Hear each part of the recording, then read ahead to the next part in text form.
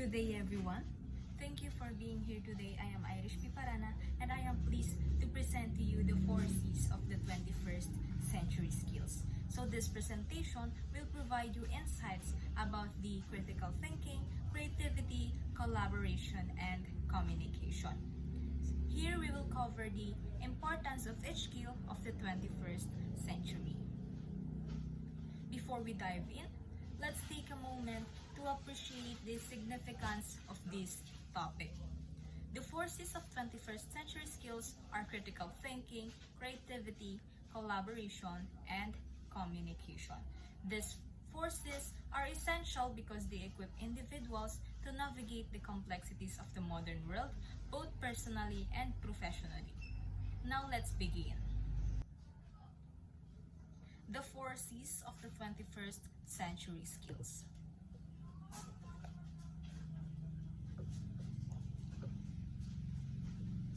So we have 4 learning skills. The first one we have critical thinking, next is creativity, the third one we have collaboration, and the last one we have communication. Let's proceed with the first one. What is critical thinking? Critical thinking is learning how to solve problems. It teaches students not to accept immediately claims without seeking the truth. It is the ability to differentiate facts from opinions and not only just learn a set of facts or figures, but also discover this for the sake of knowing what ought to be. So what is critical thinking? Critical thinking is a fundamental skill that empowers individuals to approach problems and claims with a thoughtful, analytical mindset. It goes beyond merely absorbing information to actively questioning, evaluating, and interpreting it. So, it says here that it teaches students not to first it is critical thinking is learning how to solve problems. So, students are taught students are equipped with critical thinking with the ability to break down complex problems into manageable components, analyze the situation, and devise logical solutions. Instead of passively following instructions, they develop the skills to approach challenges independently and resourcefully. So, paano nga ba natin masasabi na ang critical thinking is learning how to solve problems? Of course, ginagamit natin kasi yung critical thinking when solving problems kasi first, we first analyze the situation and then saka natin i-apply yung solution. Next is it teaches students not to accept immediately claims without seeking the truth. So, when it comes to seeking truth beyond acceptance, students are taught not to accept claims or information at face value. Instead, we learn to ask probing questions, evaluate sources of information, and look for evidence before forming a conclusion. So this one helps us or helps each other to avoid being misled by false information or biased perspectives. Next, we have critical thinking is also the ability to differentiate facts from opinions and not only just learn a set of facts or figures. So, differentiating facts from opinions, critical thinking emphasizes the importance of distinguishing objective facts, which are verifiable and evidence-based, from subjective opinions, which are based on personal beliefs or feelings. This skill is particularly crucial in today's era of misinformation and media saturation. So, next we have discovering knowledge for understanding. So, when it comes to discovering knowledge for understanding in critical thinking, it is not just about memorizing facts or figures, but about seeking knowledge to understand the underlying principles and truths. So this intellectual curiosity, deeper learning, and cultivates a mindset of lifelong inquiry. And the last one, critical thinking also discover this for the sake of knowing what ought to be. So, what ought to be? Beyond just what it is, critical thinking focuses on what ought to be. So, this phrase encourages students to consider ethical implications, fairness, and the greater good, allowing us to apply our knowledge in a meaningful and impactful ways. So in summary, we have critical thinking as the form or the foundation of informed decision making and responsible citizenship, enabling students to navigate complexities and contribute positively to society. So let me give you some real life examples of how critical thinking is applied. So we have here a scenario. So a student sees a headline on social media claiming a new diet guarantees weight loss in a week. Of course, sabi nga dito, di ba? Critical thinking teaches us, students or the others, to not accept immediately claims without seeking the truth. So, paano nga ba natin ma-apply ito? So,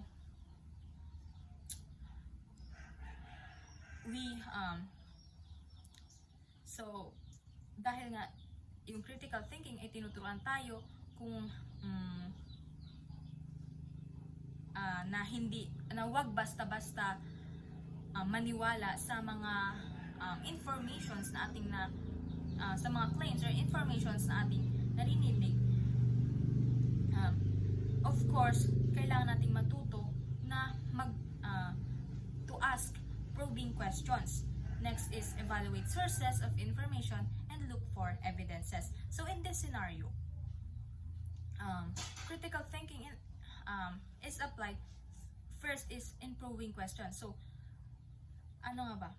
Paano natin, syempre, di ba sabi sa headline, dun sa nabasang headline ng student sa isang social media is, there is a new diet na nag-guarantee ng weight loss in a week lang. Syempre, parang hindi ka panipaniwala, di ba? So, parang nakakaduda kasi, wow, in a week, makakaano ka na, parang mababawasan agad-agad yung timbang mo, di ba? So, para mapatunayan natin, or para masabi natin totoo yung nabasa natin, of course, we need to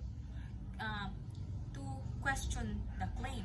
So, is this backed by scientific evidence? So, kailangan muna nating alamin kung ito nga ba ay parang supported ng mga scientific evidences. So, next, sabi nga, di ba, investigate the source. So, we need to investigate the source of the article to check its credibility. Kung talaga nga bang mapagkakatiwalaan yung pinanggalingang source nito.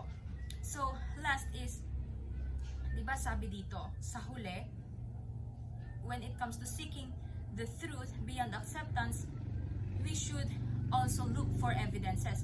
So, paano nga ba to? So, para makahanap tayo ng evidences, parang i-compare natin yung claim to a reputable health sources such as medical journals or expert opinions. So, after doing this, so yung magiging outcome, ma-differentiate natin yung marketing hype or yung opinion from scientific evidence or the fact before accepting the information. So another scenario from learning how to solve problems, we have a scenario. A group of students is tasked with reducing plastic waste in their school. So, paano natin ma-apply dito yung critical thinking?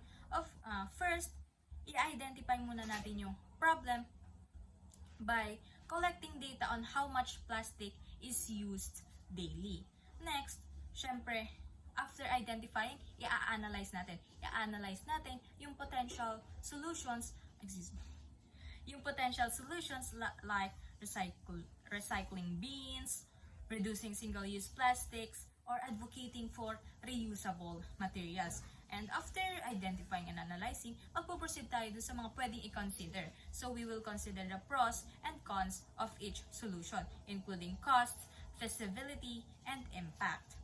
So, after identifying, analyzing, and considering the pros and cons ng mga possible solutions, so makakaget tayo ng outcome na makakapag-propose tayo ng informed, actionable plan to minimize waste and improve sustainability.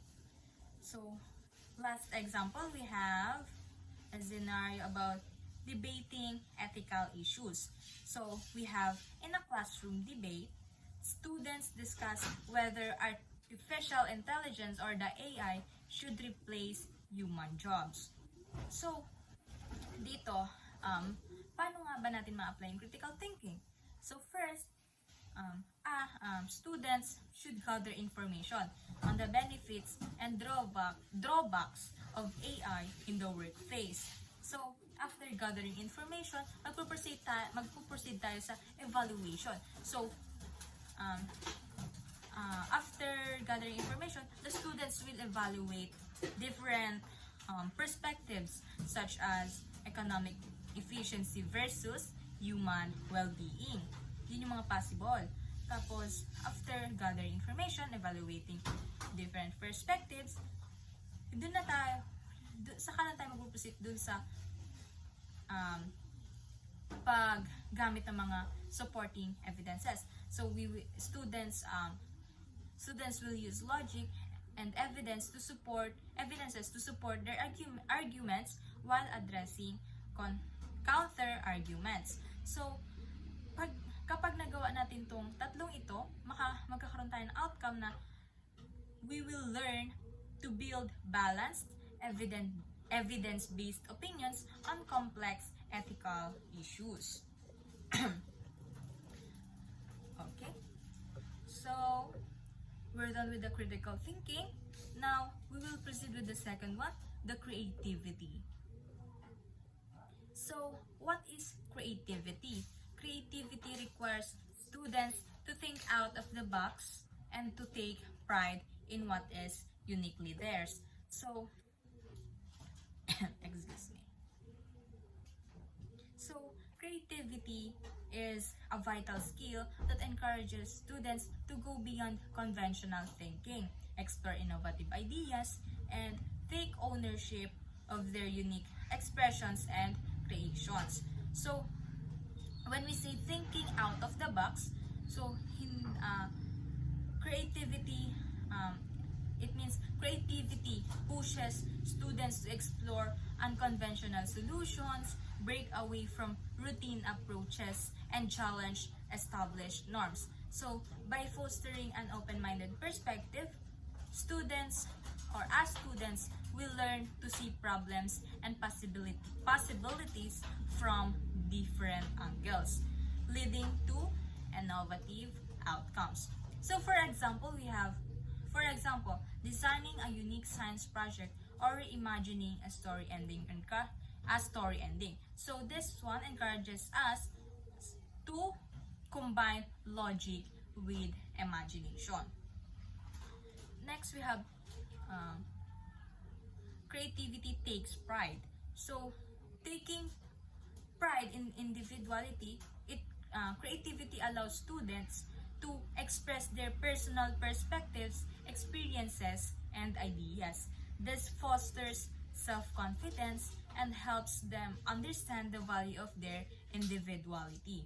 So, when students create something uniquely theirs, be it artwork, writing, or innovative solutions, so they may feel a sense of accomplishment and personal fulfillment.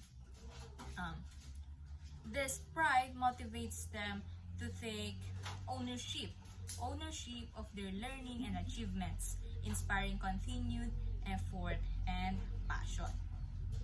And excuse me.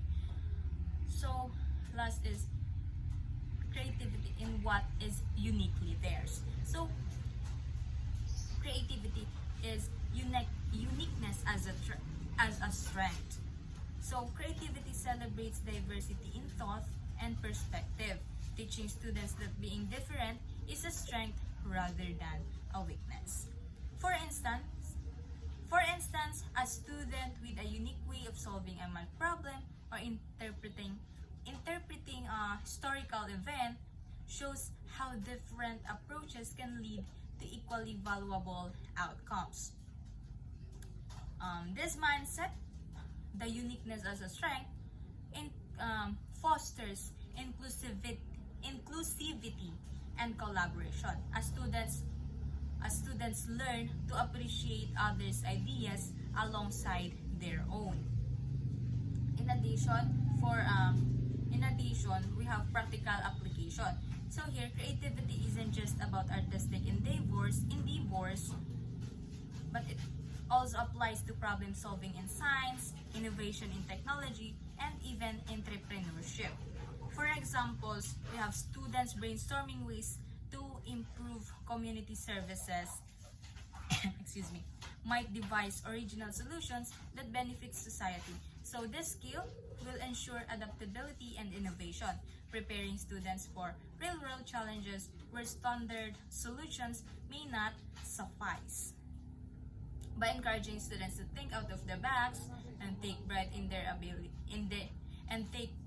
individuality, creativity nurtures originality, confidence, and resilience. So it helps them discover their passions, build self-esteem, and contribute meaningfully to the world in their own unique way. So, since we're done with the creativity, let's proceed with the third one, the collaboration. What is collaboration? Collaboration happens when students know how to work well with others to accomplish a given task or solve a problem at hand. So, collaboration is the ability to work effectively with others to achieve a shared goal, and it is a vital skill. It is also a vital skill for success in academics, workplace, and life. So, sabi dito, how collaboration happens when students know how to work well with others. So, working together toward a common goal, we have collaboration involves pooling the strengths, ideas, and resources of individuals to accomplish tasks that may be too challenging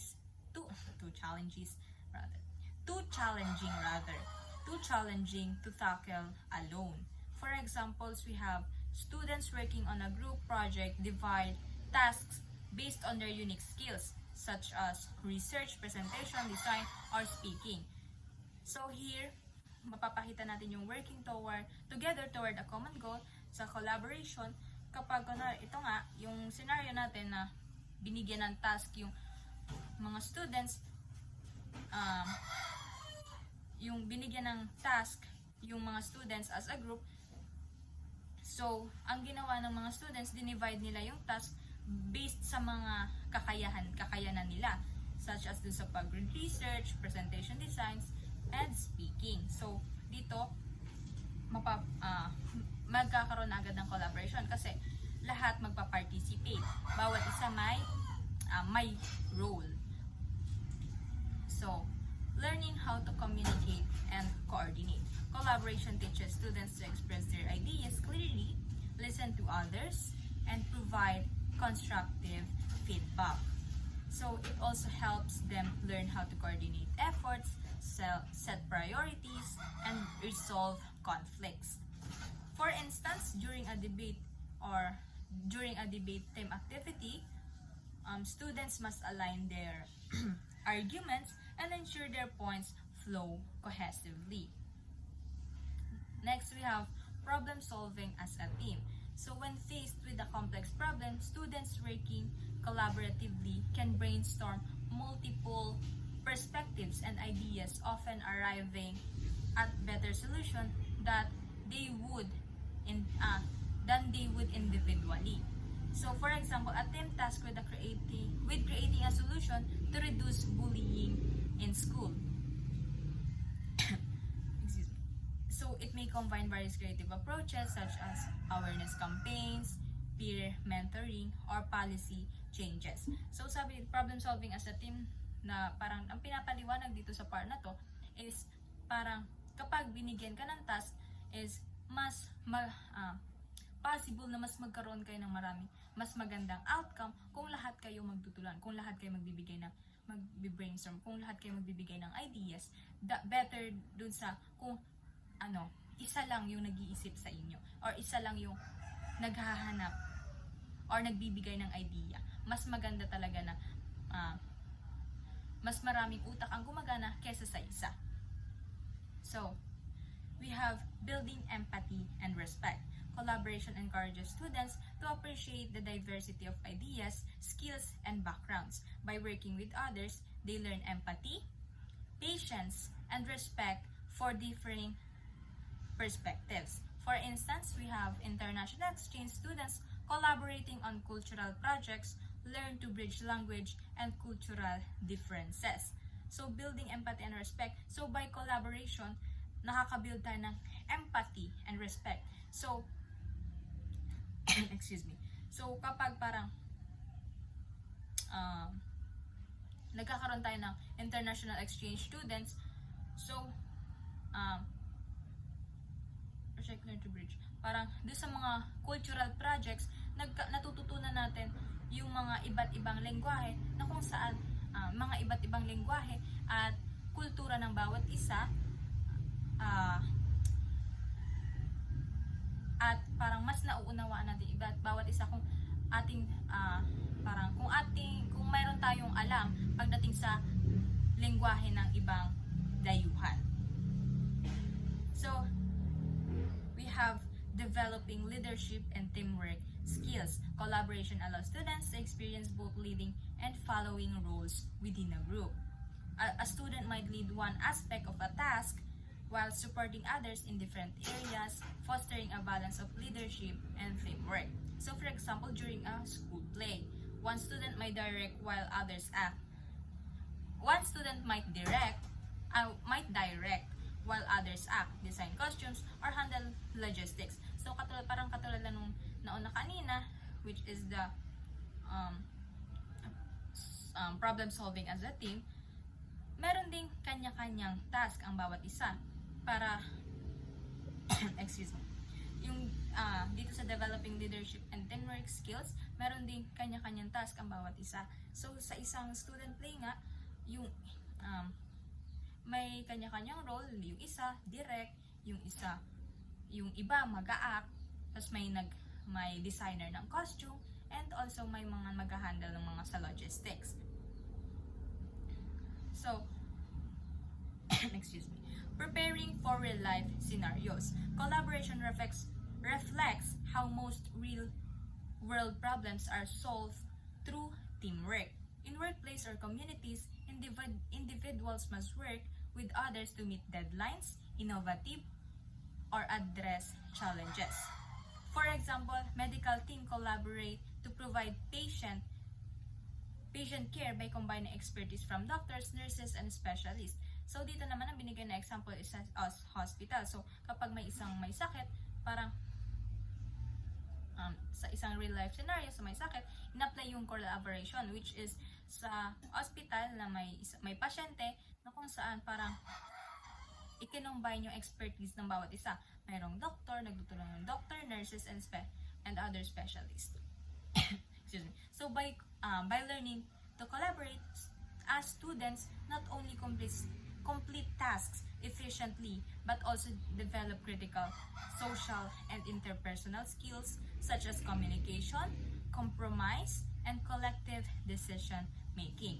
So these skills prepare us for success in diverse environments, fostering productivity, inclusivity, and innovation. So let me give you some real-life scenarios where collaboration is essential and demonstrates its value. So, we have group science fair project. We have a scenario na a group of students is tasked with building a working model of a volcano for a science fair. Excuse me. So, paano nga ba natin dito ma-apply yung collaboration? So, bibigyan natin ng task ang bawat isa sa ating mga groupmates na kung saan yung isang student yung magre-research about the science behind volcanic eruptions, tapos yung iba mag-gather ng materials, then the others naman, yung iba naman, pwedeng sila na yung mag-build ng model, and yung mga natitira, sila yung mag-handle sa presentation. So, para magkaroon ng magandang outcome, ang bawat isa ay dapat magkaroon ng regularly communication, dapat mag-share sila ng progress sa bawat isa, yung mga kung nagawa na ba nila yung task nila, and adjust their roles as needed. So, ang magandang outcome naman nito, yung the project will be completed successfully, and each member is talagang nakapag-contribute according to their strengths. So, we have the last one, another example, real-life example. We have disaster relief effort. We have a scenario na after a natural disaster, a community comes together to provide relief for affected families. So, paano natin ma-apply yung collaboration dito? Volunteers organize task. So, katulad din nung sa magkakaroon ng task, yung iba magdi-distribute ng food. Yung iba ay, ang i-distribute nila yung food and water. Yung iba makikipag-coordinate for the shelters. Then, excuse me, and others is yung magmamanage naman ng donations. Government agencies, NGOs, and community members work as a team to prioritize urgent needs and deliver aid efficiently. So magkakaroon naman tayo dito ng outcome that the collective effort will ensure quicker recovery and better resource management. So, in short, collaboration is important because it enables individuals to work together effectively to achieve common goals, solve problems, and create innovative solutions. So, we're now done with the collaboration. Let us proceed with the last one, communication. What is communication? Communication makes students express their ideas in the clearest and organized manner. So, excuse me. So, why is it important? Why is it important to communicate? Communication is one of the most crucial 21st century skills because it enables individuals to effectively share ideas, collaborate, and navigate the challenges of a rapidly changing world. So, communication plays a vital role in helping students express their ideas clearly and in an organized manner. So, we have, excuse me. So, sa communication, we have, first one, it is this following are examples. This will give you an explanation of why is it important. Why does communication is important? So first, clarity of thought. So communication helps students articulate their thoughts and ideas in a way that others can easily understand. So by communicating with each other, mas maipapahayag natin yung nais natin iparating at mas maunawaan tayo ng kausap natin. Example, when presenting a project, students learn to use simple language and avoid the unnecessary details and focus on the main points, ensuring their message is clear to the audience. So sa clarity of thought, pala, dapat i-consider natin ay parang dapat i-avoid natin yung mga malalalim na words, malalalim na salita. Kung kumbaga, para mas maunawaan tayo ng kausap natin. So, parang, kumbaga, iaano lang natin sa kausap natin kung yung kausap natin is bata, dapat kapag magpe-present tayo ng isang project or kung kapag may explain tayo, dapat mas mag-focus tayo dun sa main points at dun sa message. Hindi natin kailangan palalimin yung words. Kumbaga dapat doon lang tayo sa simple words, yung mas maipapaunawa natin yung concept ng project natin. So we have structured expression.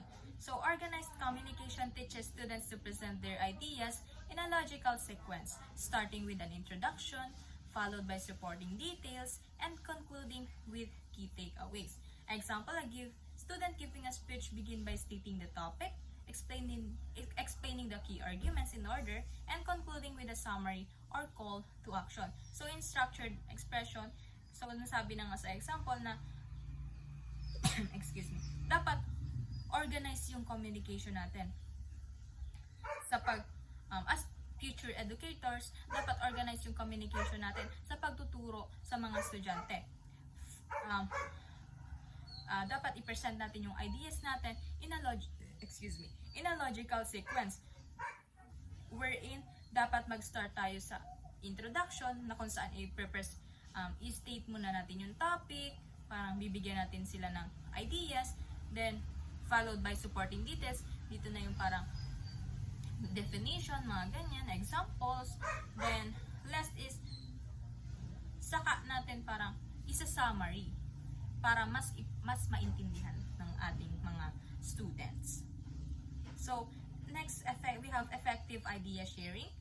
So clear communication allows students to share their ideas confidently, whether in class discussions, group activities, or public speaking events. Example, in a debate, we have students organize their arguments to counter opposing views effectively while ensuring their points are understood. So dito, students to share their ideas confidently. Dito, this effective idea sharing, maganda example dito is yung debate kasi ang bawat isa sa mga estudyante ay nakakapagbigay ng ideas freely. Now let's proceed with building confidence. So when students learn to express their ideas clearly, it boosts their confidence and helps them participate actively in discussions. Example dito, a student who practices communication skills and in presentation becomes more comfortable sharing their opinions during team projects or classroom activities. So dito, building confidence. So parang kapag dito, napapractice yung communication skill ng bawat estudyante by presenting. So, di ba, high school pa lang tayo, pinapractice na tayo ng mga teacher natin na humarap sa maraming tao by giving us reports na kailangan nating report in front. Dito na na tayo, nagkakaroon na parang unti-unti na nating na-build yung self-confidence natin. Natututo tayong humarap sa maraming tao. So, excuse me. Yun ay ilan lamang sa mga kung saan na-apply natin yung communication skill. So, in learning to communicate in a clear and organized manner, students not only improve their academic performance but also develop a lifelong skill that prepares them for future success in professional and personal interactions. So, how to become an effective communicator? So, becoming an effective communicator involves developing specific skills and adopting habits that ensure your message is clear, engaging, and well received. So, effective communication requires active listening, clarity, empathy, and adaptability. So, how are we going to ensure that our kumbaga yung communication natin with others is nagme-make sense? So, first, we need to understand our purpose. 2, we should know our audience. 3, organize the message. 4, be clear and concise. 5, use examples and analogies. 6, we we need to ask for feedbacks. 7, we should eliminate ambiguity. 8, pay attention to nonverbal cues. 9, avoid information overload. And lastly, we should proofread and practice. And that is all for my part.